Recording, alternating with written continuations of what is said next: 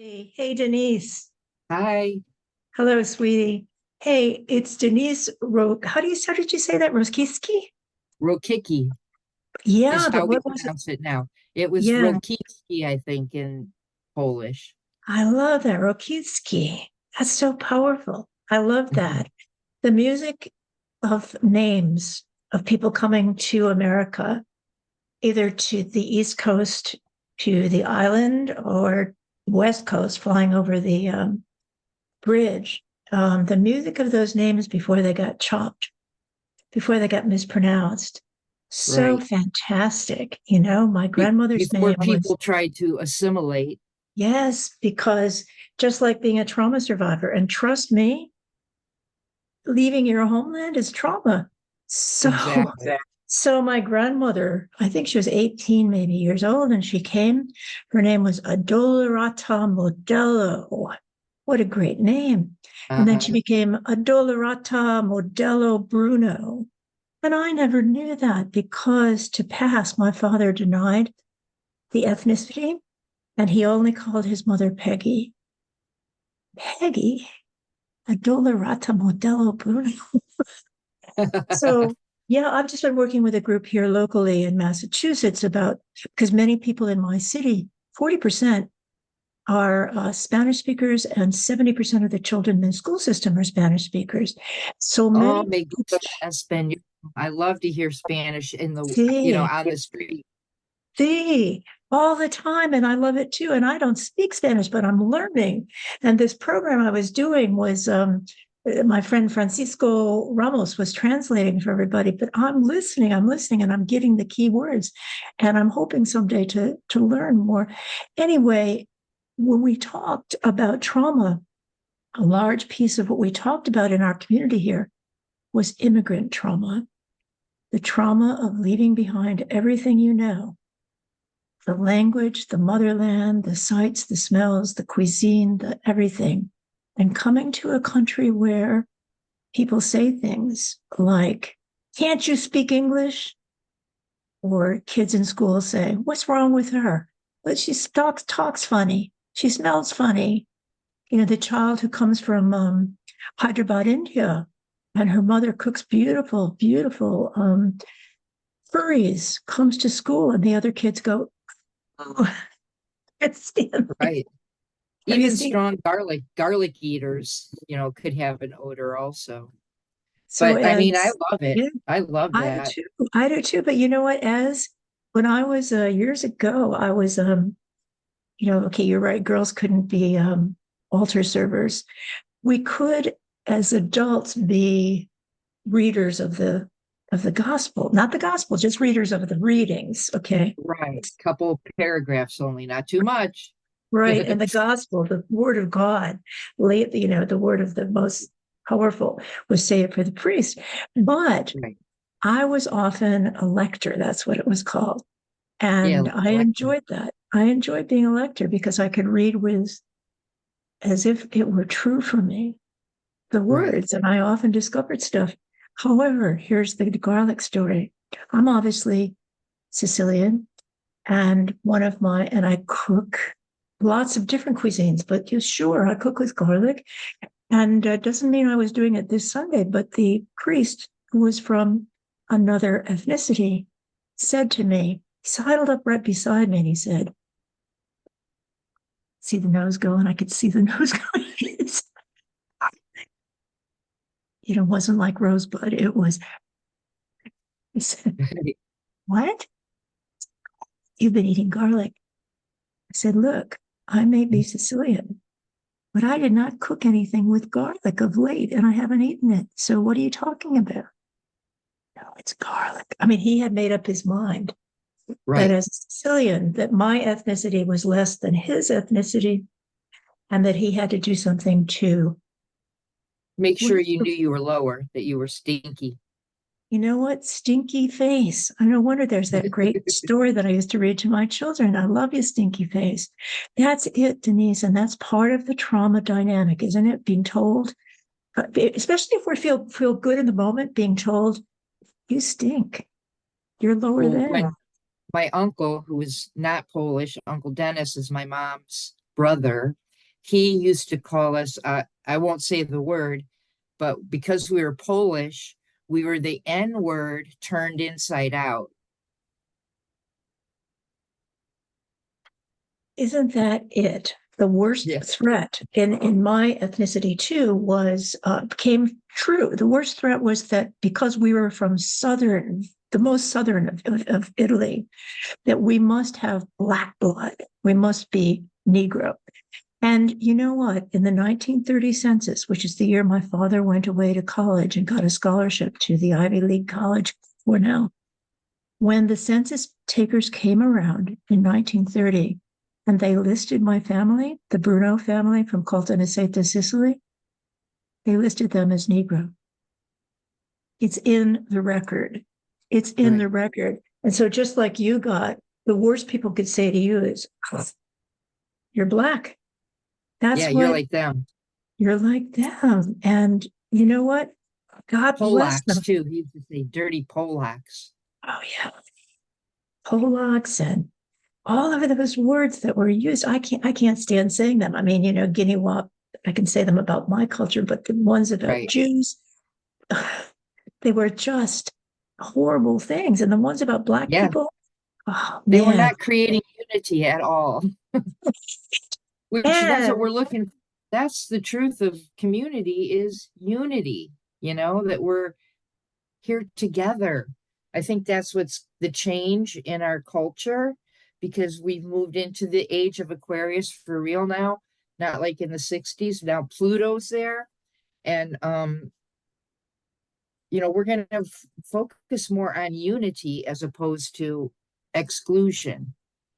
which is why, and I understand what Denise is saying about the planets all lining up really miraculously that rarely do that this year. And I just had a memory that was like, my goodness, I can't remember it. It happens. It does. It'll come back, I think, because it was about. Well, here's where we're going because this is, my friends, our weekly program, and it's called Trauma Survivors. In this case, we got two trauma survivors walking each other home. And what's this about? Denise, what would you say this program is about for you, girl, as you're walking home? Yeah. Uh-huh.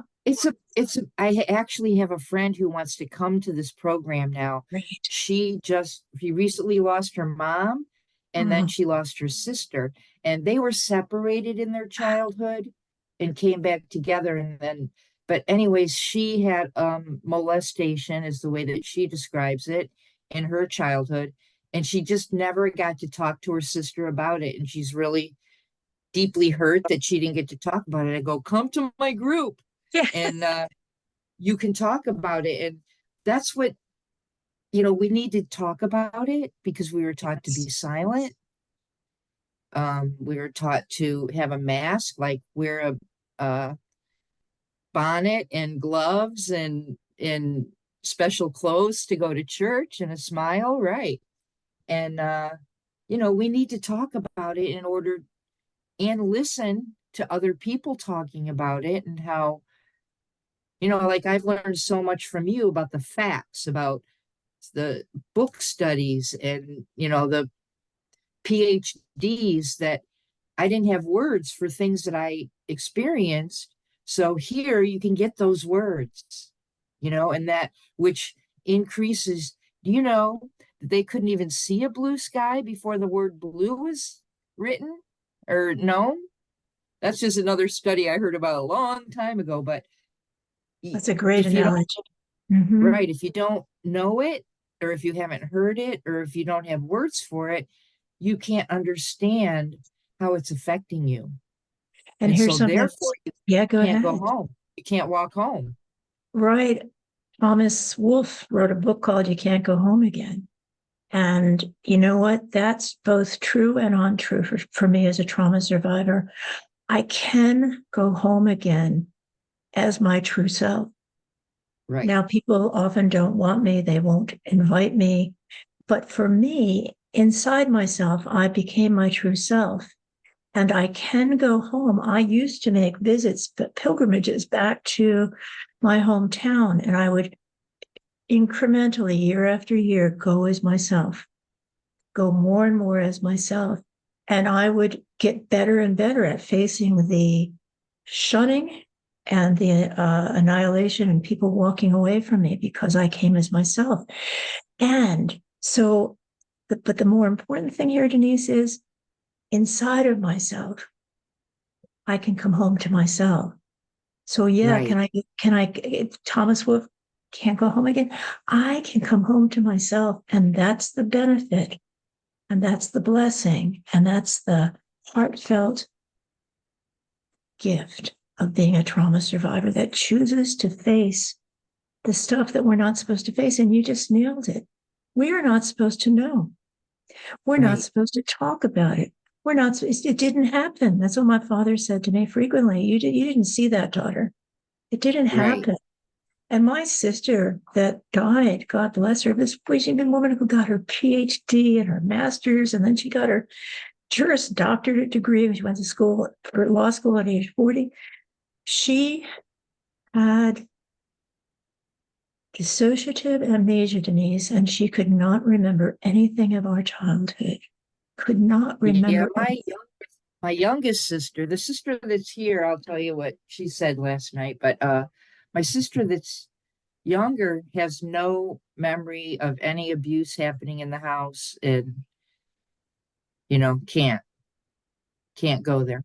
But my sister here, Debbie, she last night said the worst memory that she has, because we do discuss this topic also, was that her mom called her a liar. You are a liar. You are lying about him. And, pretty much threw her out of the house when she was like 15 or something. Because she was telling the truth about her father, Our stepfather. Yeah. stepfather. Ah, and there it is. There is Right. the ever-present sentence. You will be, you will be excommunicated. And more than that, you will not exist if Right. you tell the truth. I have a friend, and I wrote about this in my book about uh, happiness running through the streets defining. My friend David told me I could write about this.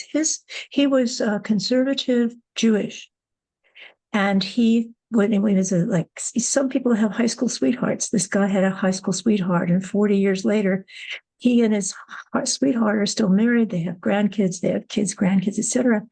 When he decided to propose to Sandra, this is after all those years of growing up together, high school, and then they went to different colleges, and he proposed to her. And when they got married, his father sat Shiva, which, as many people listening will know, his father did a death ritual. His son was dead to him. His son was dead to him.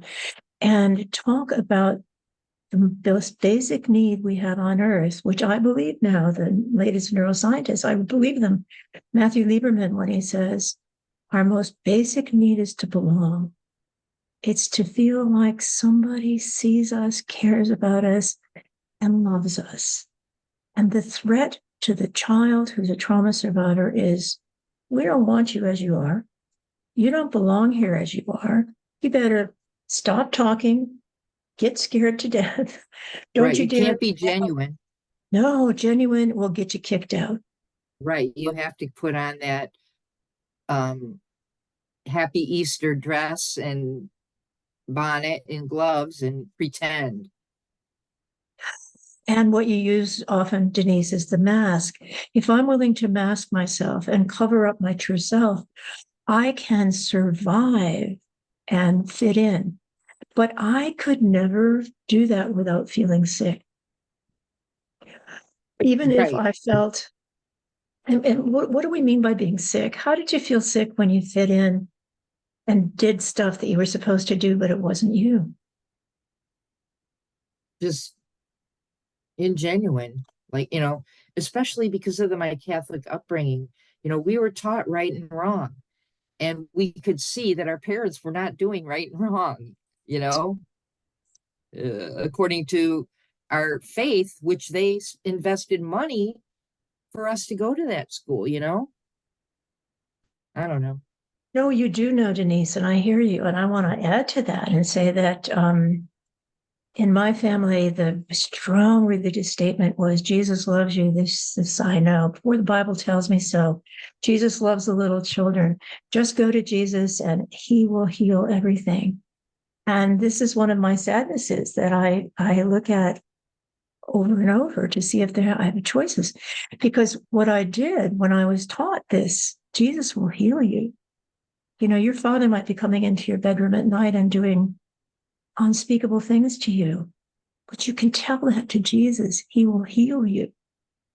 And so I started praying, help me. I can't bear this anymore. Or when my father beats me and I, I didn't know I was blacking out, losing consciousness. It felt to me like I was dying. I felt like I was dying. So I took that to Jesus and I Right. said, I need your help. I can't, please, please, please. And over again, the abuse kept happening. Right. He kept coming back. It kept coming back. And I got the impression, well, all of this religious stuff, people are telling me that to be saved, I've got to confess my sins. And at this point, I did feel like I must be doing something wrong, or my father wouldn't be doing these unspeakable things to me. I must be a bad kid, or my father wouldn't be beating me. I must be a failure, or my mother wouldn't go into her insanity, bouts of insanity, which were terrifying to children. You know what? So, religion, just like you said, you were taught right and wrong. And I was taught religion would be the savior of my soul. And I tried it. I tried it every which way several times. And in my book, I write about trying out different religious practices. Like there's the practice where I became a holy roller because I heard as a kid that there was a church of holy Filled rollers up with the Holy Spirit. Right. filled up with the Holy Spirit and they got saved. And so I said, I'm going to do that. This other stuff ain't working. So I literally I got went, saved also. you got saved, girl? Honey, Yeah, it when I was didn't work 18 for years me. old. You got saved. Well, I mean, I accepted the Lord Jesus Christ as my personal savior. That's So what you now got I'm to do. good. Right. And then what happened? Were you But okay? then, no, but they said I couldn't smoke cigarettes if I was in if I was saved. And so they started putting all the judgment. And I'm Right. like, oh no, this is not for me. Because I had, judge not, yes. lest Yeah. judge. And then here you are judging. I mean, it just was nothing in it was solid. You couldn't depend on the religion to, I don't know, to be solid, to be Yeah, dependable. girl. You know, because you were taught by your family what was right and wrong, and then you didn't see it happening. You were taught by the church what was right and wrong, and you didn't see that happening. I had a similar come to Jesus experience. My little brownie scout group got taken to what was called back in the day in the 1950s. We got taken to religious revivals. Now, what on earth was a brownie scout group doing, taking little kids to a revival? But I'm there with Because my we didn't friend. separate church and Didn't state.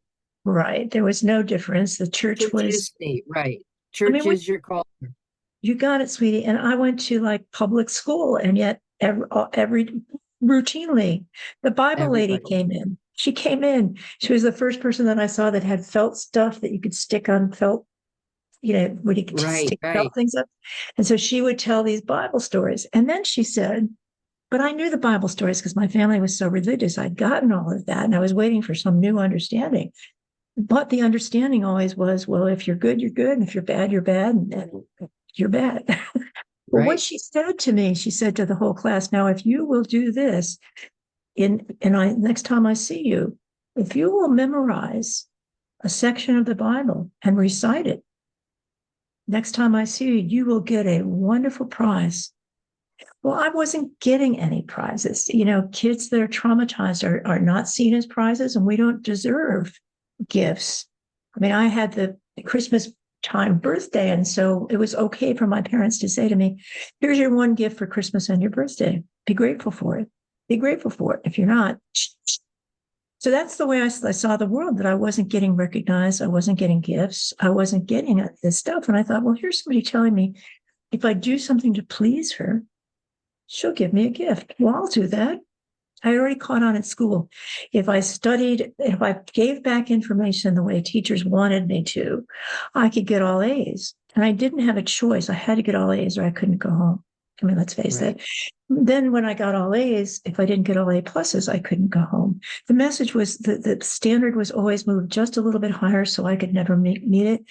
Anyway, so here's what I did. I memorized this Bible verse. And, little kids, 5, 6 years old, it's easier to memorize that stuff. So, but it's not easy if you've got complex post-traumatic stress disorder, which is I what I couldn't also memorize. had. Right. And so I had to be safe inside myself and memorize this thing and remind myself that there was going to be something, a reward in it if I could just do it. So I practiced and I practiced. And thank God the trauma flashbacks didn't come to me to stop me from memorizing. So I memorized, but there were many times when I couldn't memorize because the trauma would jam down my brain. And when that happens, only 5 to 10% of my brain, the executive function, is functioning. But I can Right. memorize this. So I went in and she said, "Now, has anybody done what I asked and memorized?" And I looked around and people are all looking down. I said, "So I did, because I'm ready for my very special prize. Might be the first time I get a very special prize, and I'm excited." So I quote the whole thing, and I often close my eyes when I memorize things to recite them because I don't want any messages coming in from the outside that might get in my way. Interference, right. Exactly. So I quoted the whole thing and I got it down, and then I was ready for my very special prize. You know what the very special prize was? It's taught me a bigger lesson than she ever thought she was teaching me. It was a pencil with Jesus loves on it. And I'm going, pencil? This is not I it, honey. That was not. So if that was the reward, what I'm saying here, Denise, is everything is out of sync for a trauma surviving child and for people who are listening, or, and many people who realize they're going to pick up on these programs later. And Denise, I just got a message from somebody who listened to one of our programs and said, "Thank you so much." So as we tell the truth, hopefully we invite other people to honor. Right. That's part of the benefit of this program. Another benefit that I thought, and we got off on a different tangent, um, is that you're believed. We will believe you. We as participants in this group, if somebody has something to say, we're not gonna say, "Well, what were you wearing?" We're We not won't going to say that. judge. We're not going to Right. judge you, honey. You Right. know We what? will not. Yeah. And we'll believe what you say, and you deserve to be seen, just like you said. You I deserve, see you, right. me. I see you. And here's something that's a great, simple sentence that I say to new trauma survivors when I meet them sometimes. And it's part of a 12-step practice. But what I say is, I respect what you say because it's true for you. Right. You don't have to prove it to me. You don't have to make sure that I believe you. I listen and I respect what you say because it's true for you. Yep. Now, that might sound crazy to somebody who would say, "Well, why if that person's probably making up all this trash?" Honey, I wasn't making up trash. No. Wasn't making up trash. You were And not making nor up was trash. my sister, and she wasn't believed. So if she participated in a group like this, it might feel surprising to her that, yeah, we have similar experience. We believe you. We have the same coping skills. We have the same dilemmas. And we have Whatever the our first same, you go ahead, sweetie. relationship was, it probably wasn't what we deserved because we didn't believe we deserved it. And even if You we know, did we believe we deserved it, that first relationship was so shaming and so degrading and so annihilating that I started believing that's all I deserved. I started Right. believing it. I mean, the more and more my father punished me, beat me, sexually abused me, traumatized and incested me, the more I thought, I'm in the wrong. I'm in the wrong. And Denise, I've heard you say, Right. We hate ourselves, not them. and you've said many times, and it used to break my heart, and now I really get it. You used to say, well, I wasn't a good student. You said that a number of times, and I thought, wait a minute, you were brilliant in your own way. Now, maybe you didn't do reading like other people I did, because was. thank you. Go ahead and talk about that. In what ways were you gifted as a child that you couldn't say? Um, well, like my guardian angel that came to me when I was 4. I knew her, and she assisted me, which other people didn't know that. Other kids didn't know that. So you had, and that's a beautiful story. Denise, she lost her father when she was only 4, and Denise, as she said, was the one who discovered her father no longer alive. Now, how traumatic! How traumatic is that? And my And sister saw the angel too, because we were talking about it last night, my angel. She knew the window that the angel came to, but she did not know that the angel took me flying. So okay, now she because knows that, right? you could connect with the angel. And what I'm saying here is whether or not you, our listeners, believe in angels, whether or not you believe that they're guardian angels, respect what Denise is saying because it was true for her. And what happened in that situation with that angel was that it saved Denise's sanity. Yeah. When you went off with that angel, what did that angel give you that no person was able to do? Well, that I could fly above it. I could fly above the turmoil. And, there was this place in me. And, I wasn't mature about it yet, but that's where I developed, you know, the spiritual Yes. areas. And do you still have that inside of you? I do. Yes. And and she's still with me all the time. Mm-hmm. I can tune in. And so I want to invite our listeners, as you're listening to this, whatever experience you had or didn't have, and Denise and I are just two people sharing two different experiences. What was your experience? Did you have someone when you were little and no one was really listening to you or seeing you or believing you? Did you have someone, whether it was a guardian angel, whether it was a teacher, whether it was a Miss Tilly in your neighborhood who had the kids over, and paid attention to the kids? Or in Denise's case, she had an aunt, which I would call an aunt, down in Alabama that I call her cooks, aunt too, right? okay, that cooks special, chocolates, Aunt breakfast. Martha, right. And Yeah. she loved us. She just loved us for no, we didn't have to earn it. We didn't have to be a certain way. She just loved us. And that to me is what spirituality is. And when I hear it or see it, I know it. And I knew it as a kid. And what am I saying here? When I feel totally accepted and I totally accept you as who you are, and judgment goes out the window, I'm not going to be unsafe. I'm not going to trust somebody who's making stuff up to try to entice me. I've had that happen as a trauma survivor. But if I can be truly myself and be seen as myself, and I can be with someone who's truly herself and realizes she can be herself with me, to me, that's holy. That's sacred. Why? Because that is what we're given. So, as Denise said, she has her guardian angel still with her. I have a deep place inside me, which I call my soul. And my soul, people tried to incest it out of me, tried to beat it out of me. There are times when I was so depressed I couldn't believe in it. But what I reclaim every day, every week, more and more, is my identification with my soul. My soul is the timeless part of me that knows what's true. My soul is the timeless part of me that knows, Denise, as we do this program, in whatever iteration, that by just telling the truth, with love. I don't want to hurt my father.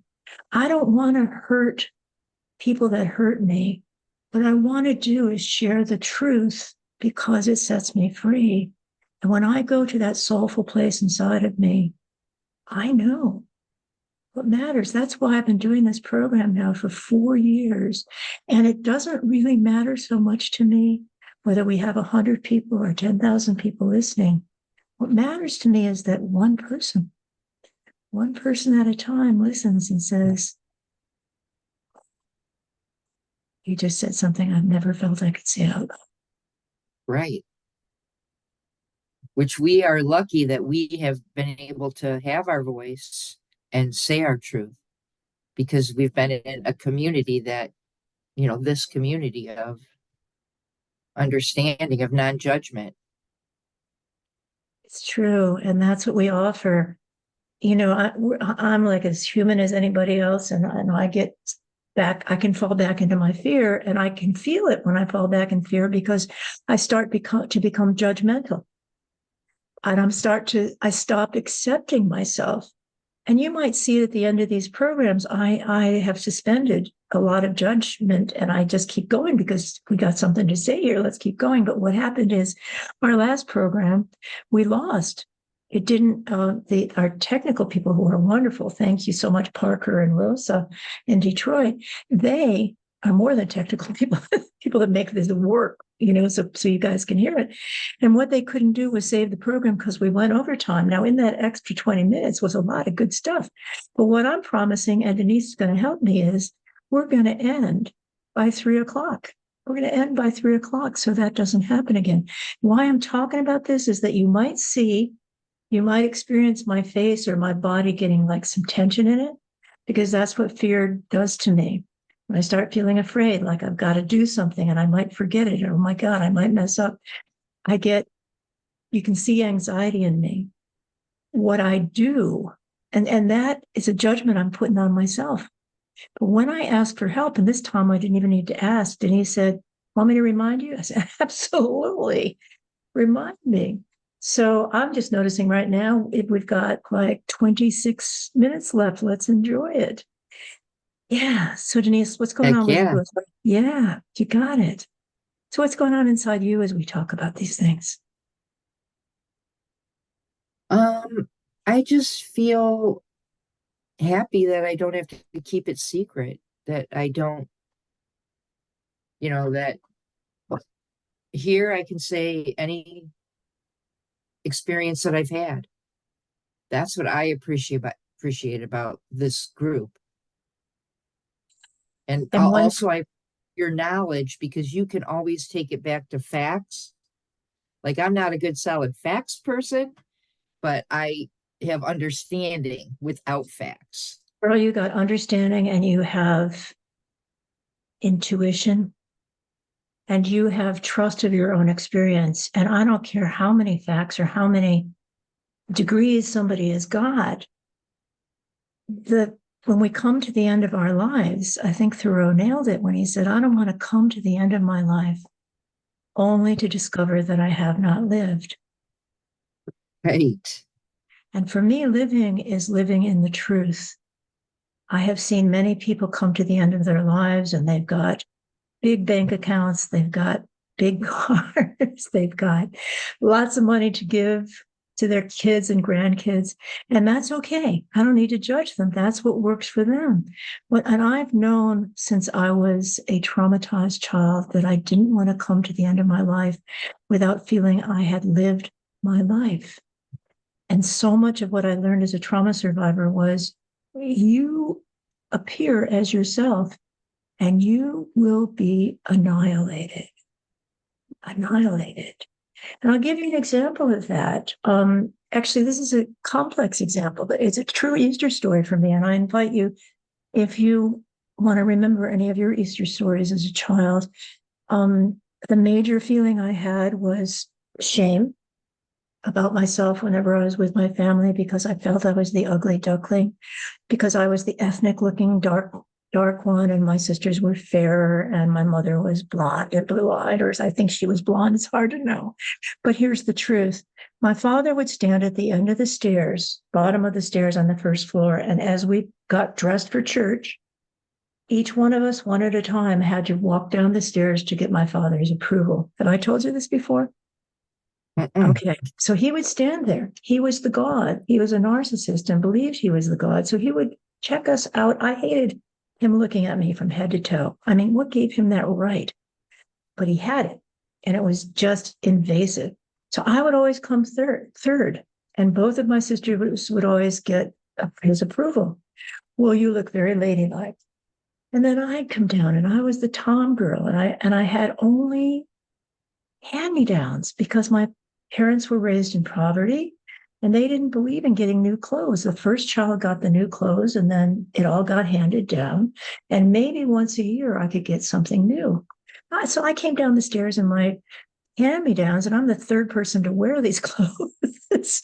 And they might not be my color. I'm the dark one. My sisters are fair. So what looks good on them ain't going to look good on me. But that was not it. What was it was my father didn't approve of me. And so before Easter Sunday and every Sunday, I had to walk down the stairs a step at a time. And I hated it. And I knew he was going to do what he almost always did, send me back up the stairs because I was not ladylike. I was not appropriate. So whether that was Easter Sunday or not, that's what I knew I was facing. And the message was, don't be a tom girl. Don't be a tomboy. Of course, you can never wear pants to church. You got to wear white gloves and cover your head and cover up to here. Don't be genuine. Don't be yourself.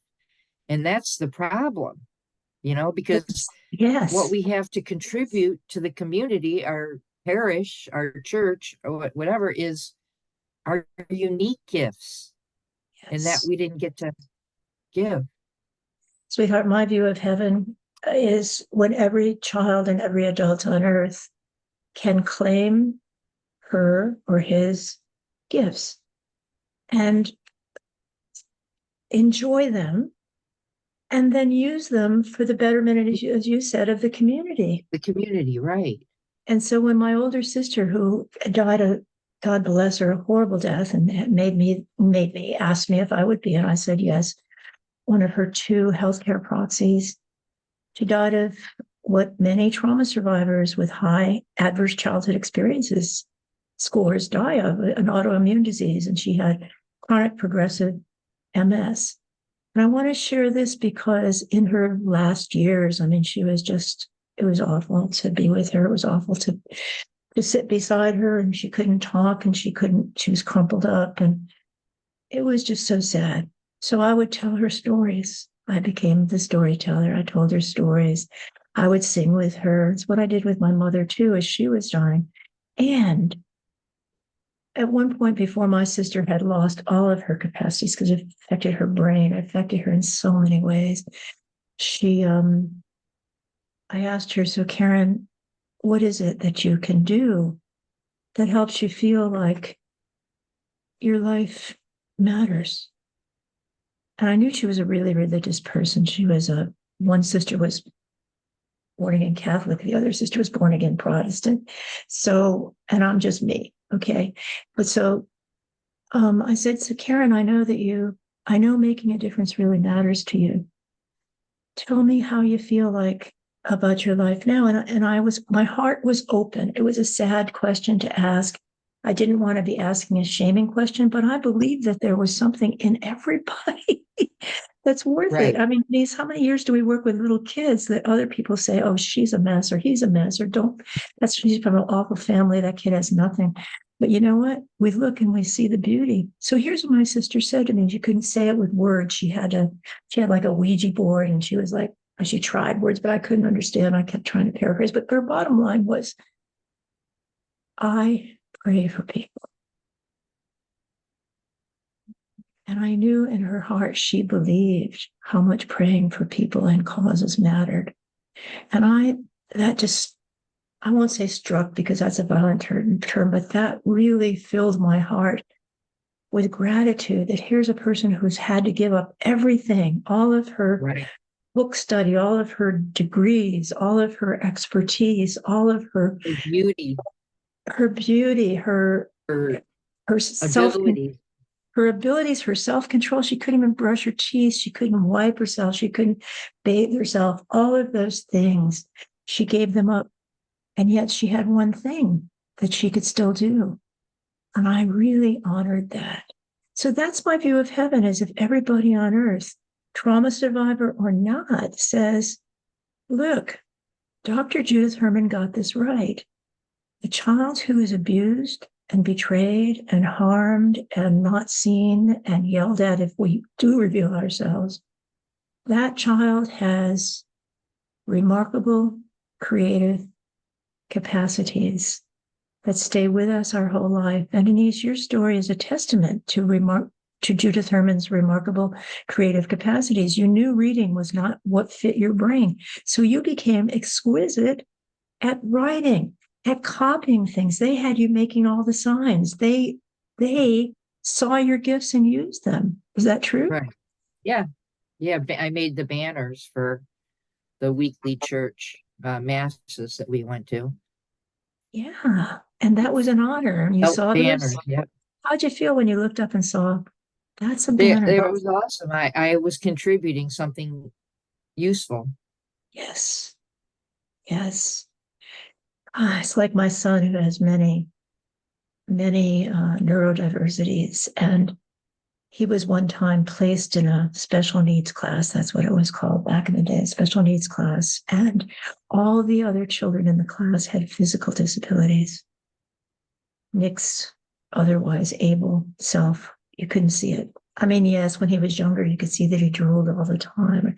He walked differently. He couldn't articulate. He was in diapers until he was 7. But when he got in high school, he kind of looked like a lot of other kids, unless they look Right. closely.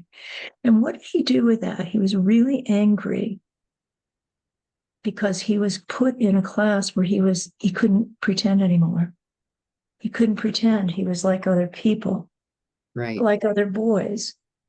But what he did, I noticed, was he started and still does helps the people who cannot physically do things for themselves. Nice. He started doing that.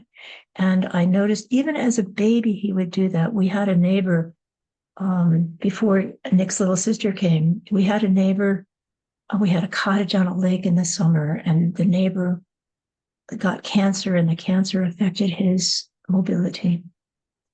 And so, I walked up with Nick. We walked up to, what's his name? Willis. Willis. We walked up to Willis's house.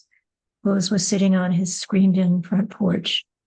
And Nick wanted to take Willis for a walk. And Willis said, I can't walk anymore, Nick. And Nick, as a little 3-year-old, stood up and said, I show you. I show you how to walk. It was heartbreaking and it was beautiful. Nick was sharing what Right. he knew. He didn't know, but he knew what he knew and he was willing to share it.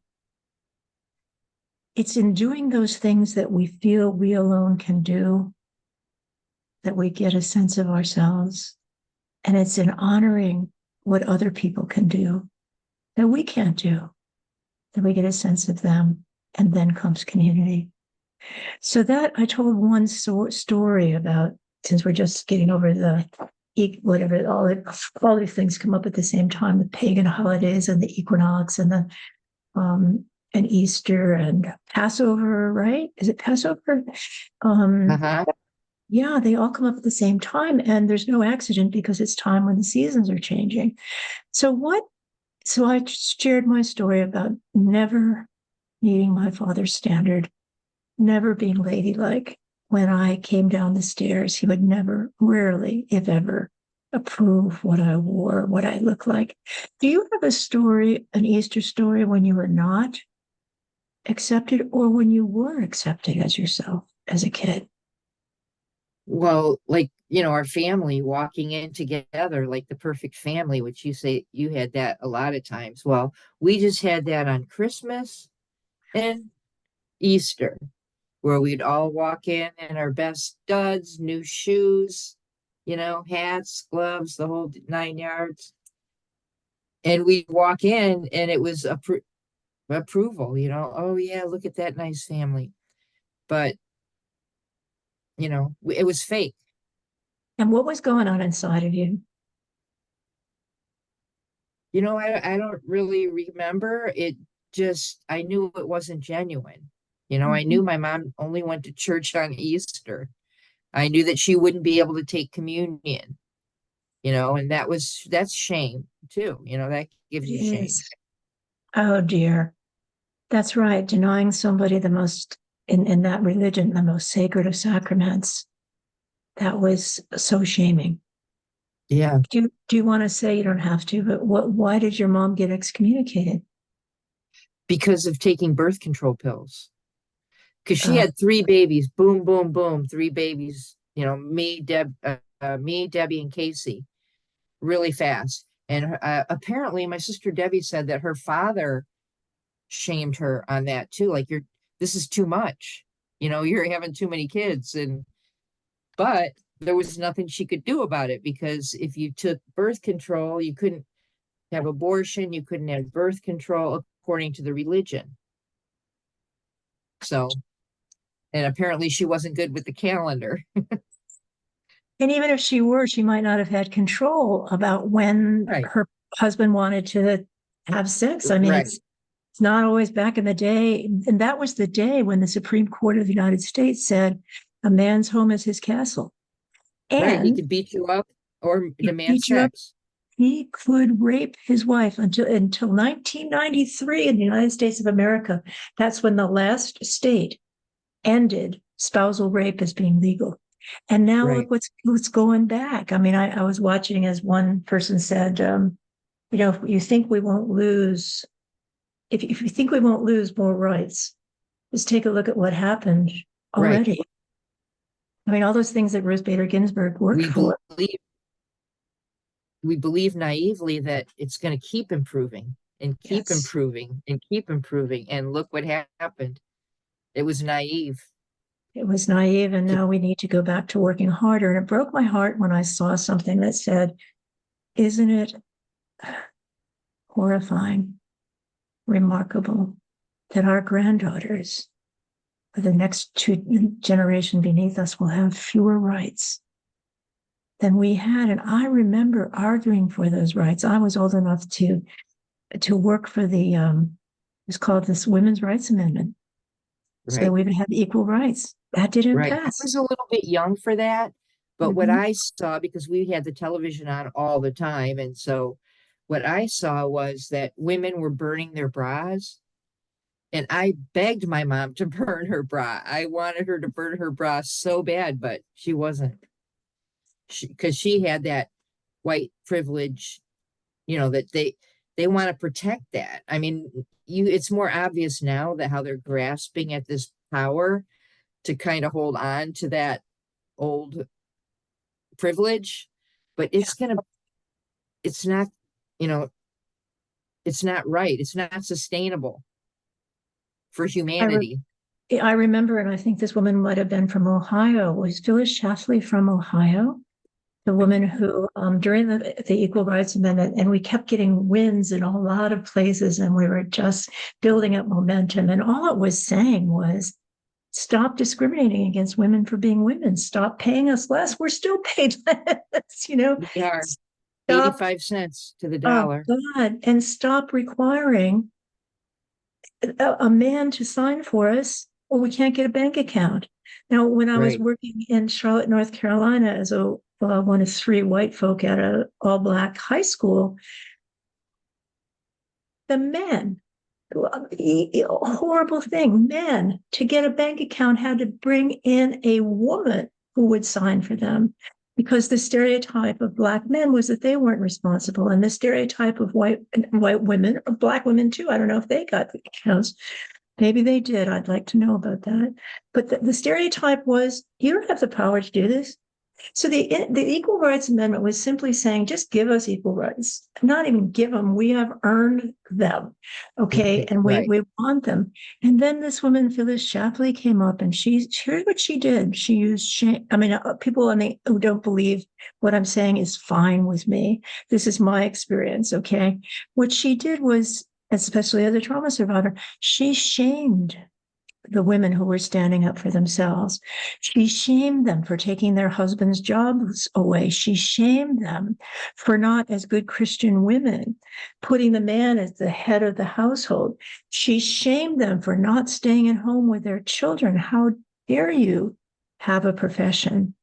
And that shame, that reminder of who we're supposed to be, that reminder, and here's our topic, Denise. The punishment there was for being true to ourselves meant we could not exist. And so there Banished. was banished, excommunicated, unseen. I had this just happen recently. I was at a board meeting that I've been at for years, and they're getting to be more and more women and more people of color and more people that have their own voice. And we were asked a question, and somebody spoke up, and took a long time. And I spoke up and just said 1, 2, 3. And I could tell that there was no one able to hear me. I was talking about emotionally intelligent things. I was talking about using group dynamics to involve and engage everybody. And as soon as I started talking about I didn't label it emotional intelligence, but as soon as I started talking about increasing the voice of many people, very few people were listening. And not No. only that, one of the other women said, and there it Yeah. was, when a woman shames a woman. And I had that awful feeling of feeling bad about myself, but it only lasted for about 2 seconds. Right. Then you Because went, I said, you know what, sweetheart, take my coping skills here. you call on my true self. My true self knows that not even in 2024, not everybody is able to look at a woman with full respect and not say, just, they don't care what you do. If you've got power, just grab them by the, you know what. Right. Right. Um, so Five yeah, more minutes. Five thank more you, minutes. sweetheart. Okay, so I'm so glad you said that. On my clock is 6. It is 6, actually. I jumped the You were gun a little bit. you were being helpful. So I let me was do getting that so 1 minute. excited about my new responsibility. Thank you, girl. I appreciate it. And I'm doing what a lot of trauma survivors do. We naturally push back on authority because authority wasn't kind to us, Right. wasn't going to see us and see. Well, so here's what happened. I want to say this. I'm going to describe it briefly because this is a complex Easter memory that I had in it. And I was talking about it at a trauma survivors meeting on Sunday, and it broke my heart because my parents did not know how to be child centered. They didn't know how to listen to kids. They didn't know how to get at the kids' level. They didn't know, and they weren't given that themselves. So something very special happened on some Easter Sundays. I don't know what the motivation was, but Denise and everybody listening, my parents together hid my favorite chocolate Easter eggs in the house every Easter Sunday. And I was like so skilled as a trauma survivor at noticing everything and looking at all of the most distant possibilities. That in a heartbeat, I could go and find those chocolate Easter eggs. My sisters are going around looking in the most, predictable places, and they found some. But I went in the clothes dryer right away, you know. And here's what I want to say, because now it's down to 4 minutes. What I want to say is, as I remembered that, and I remembered, oh my God, there's a moment where my parents actually did something for children. There's a moment when it mattered to them or seemed to matter to them that I was having a good time. There was a moment, and it broke my heart because I could feel for that moment that they could actually have Right. respect and love for children in that moment. And then immediately went away. Yeah. And there's the complexity of sometimes holidays are helpful to kids who are trauma survivors because we hear all the beautiful music, because we get gifts, all of that. But if beneath it is Chocolate. chocolate, Nestle, you got it. But if beneath it is the constant threat of you act up, you be yourself, and you're out of here, um, that's scary. I look at little Prince Louis, who's always doing stuff, and I revel in that. And I also Yeah, think, I would have been taken out to the woodshed, and I would never ever, I would be think of doing that again. And I'm glad that this right. kid is expressing himself, that they'll find out who he is. But so that's a mixed memory of being a trauma survivor on Easter. Denise, do you have anything else that you recall that was a lovely memory? Because I know that there are It was sometimes. lovely. It was lovely that we all got Easter baskets, that we would each get a basket and it was hidden around the house and we would find it. And that was lovely. However, what wasn't lovely about it is they were exactly the same. Just like our dresses for Easter Sunday and our hats and our gloves, we were supposed to be a certain way. Now, luckily, we could trade. After we've all found our things, we could all have our favorite things or whatever out of the baskets. But they didn't know our favorites. They weren't interested in what our favorites were. They wanted us all to have the same, which was another false, fake thing. And in fact, it's also abusive. I had the same thing in my family. If someone would give my sister a compliment, my father, or give me a compliment, my father would say, I have three wonderful daughters. And it wasn't like, I'm so proud I've got these special girls. No, it was like, don't you dare give a compliment to any of those girls. It took me years to know why I felt so sad about that, but I did. So I'm going to conclude something in our remaining minute, and I'm going to invite you, Denise, whatever's come to you during this session to conclude. And what I conclude is that trauma, once it gets started, the child starts to believe that I as a child started to believe that's what I'm going to get, that's what I deserve. And then I That's all they started did. separating my life into moments of happiness, which were rare, and moments of trudging, which were frequent. It's no wonder I love the highs of life. It's no wonder that when I got chosen for a scholarship or named a certain thing, I just was so happy for moments. So that's one of the sadnesses that I have as a trauma survivor, learning that, you know what, it's not okay to be me. There are a few times when I can be, but in the end, that's only my best self, and I can't always be that. What about you, sweetie, in our remaining minute? What's up for you about what are you taking away from our conversation? From our conversation today is that I relish in that I learned and coped by finding myself and finding my own joys and passions and being independent, although, I would like to be dependent also, but that's in my future. But, I'm independent and that's beautiful and I'm glad for it. I hear you. And I'm going to close with this poem from Dorothy Parker, who was sadly addicted to alcohol, but she, as many trauma survivors are, I don't know her history, but there you have it. She said, and we'll close with this and also invite you back next week. Please join Yep. us next week. And we hope to be printing the link. So all you have to do is click the link. You can come on and join us through the chat. And if appropriate, come on in and join us on the screen. So here's the quote from Dorothy Parker, who is part of the Algonquin Club, a group of badass people, self-defining women with some men in the at the Algonquin Hotel in New York City in the 1920s. And Dorothy Parker said, "In youth, it was a way I had to do my best to please, to change, with every passing lad to suit his theories. But now I know the things I know, and I do the things I do. And if you do not like me so, to hell, my love, with you. I'll see you next week, my friend. Thank you See so you much next for week. devoting time.